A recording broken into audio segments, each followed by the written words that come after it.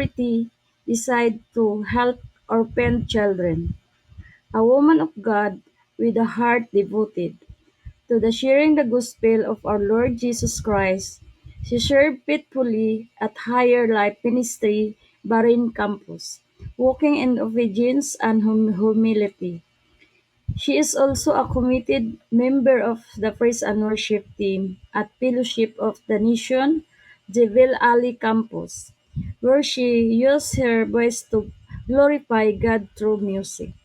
Currently, she is pursuing her degree through World Biblical Education by extension, defining her knowledge of the Word to become even more effective in her calling.